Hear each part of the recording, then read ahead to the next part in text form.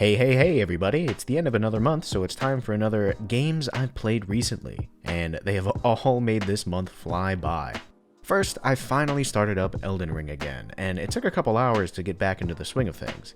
I went around to get used to my weapons again and quickly started tackling bosses. I defeated the fire giant and started exploring crumbling Farum Azula, but I realized that I never found the other demigods that Gideon had mentioned. I wanted to avoid looking up the locations of Melania and the Lord of Blood, but since I was 90 hours into Elden Ring when I stopped playing a year ago, I figured it was a valid option if I didn't want to explore the entire map again. I did already have everything I needed, and luckily the Halig Tree medallions tell you to use them at the Great Lift of Rold. A friend of mine started playing Elden Ring and told me about an alternate method of getting to the Lord of Blood, but I did find the teleporter in the consecrated snowfield and decided to tackle him first. It took a good number of attempts to learn his attacks, but I was able to take him out quickly once I figured out his patterns.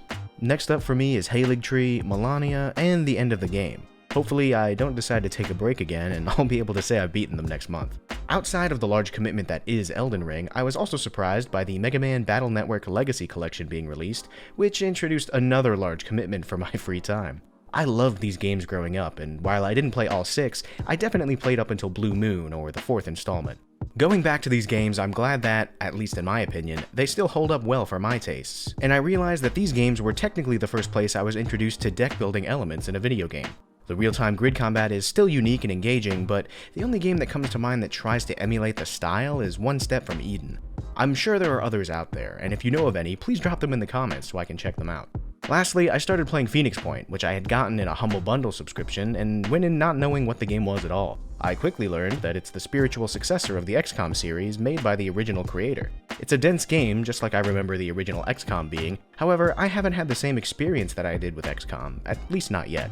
I remember when playing XCOM, I hit a point where everything was too strong and I got locked into a mission that I couldn't beat and my save became unplayable. I also remember the notorious experience of having attacks miss with a 90% chance to hit, and then losing squad members because of it. While Phoenix Point doesn't seem drastically different from XCOM, there are noticeable improvements in the experience that have kept me engaged over the many hours that my playthrough is taking. For one, the firing system was adjusted to show an accuracy reticle instead of a percent chance, which has made misses feel natural and unfortunate instead of like complete and utter nonsense. But that's it for what I've played this month. Let me know what you've been playing or if you have any recommendations in the comments.